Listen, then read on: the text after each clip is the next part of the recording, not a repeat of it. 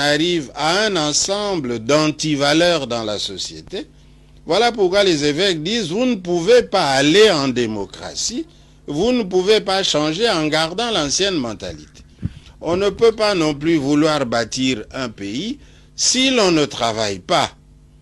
Donc, il est impossible d'attendre son pain en croyant que les nocos vont nous amener à manger, que les nocos vont nous amener à boire, que les nocos vont venir faire le travail au Congo. Non.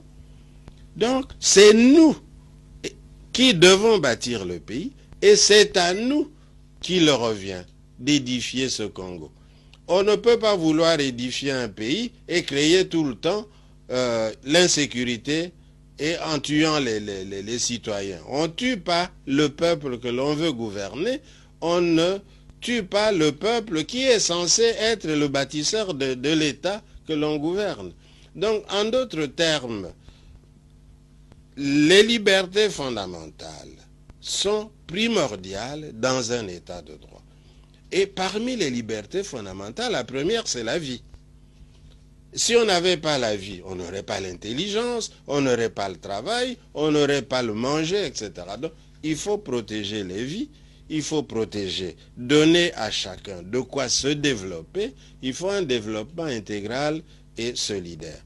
Et étant donné qu'on a l'impression qu'il y a des parties du pays dont on ne voit pas clair, on a l'impression qu'il y a certains agendas cachés, on ne sait pas trop pourquoi il y a toutes ces guerres à l'Est alors qu'en fait on est déjà arrivé à mettre en place les institutions. Voilà pourquoi les évêques alertent la population. Quand on emporte toutes nos grumes à une allure vertigineuse qu'on n'a jamais connue avant, on dit arrêtez.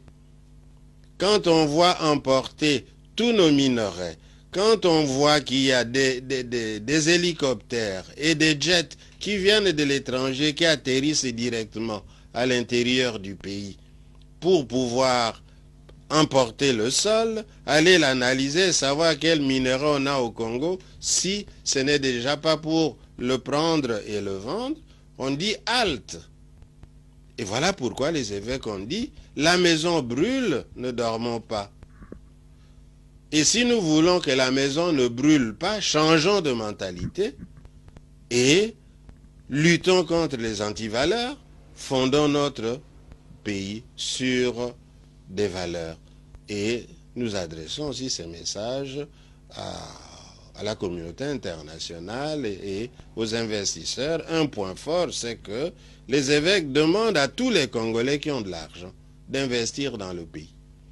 Il n'est pas normal que les Congolais qui ont de l'argent gardent ces pays dans des banques européennes et que cet argent ne profite pas au pays, pendant que d'autres viennent faire de l'argent chez nous. Nous leur demandons de venir investir.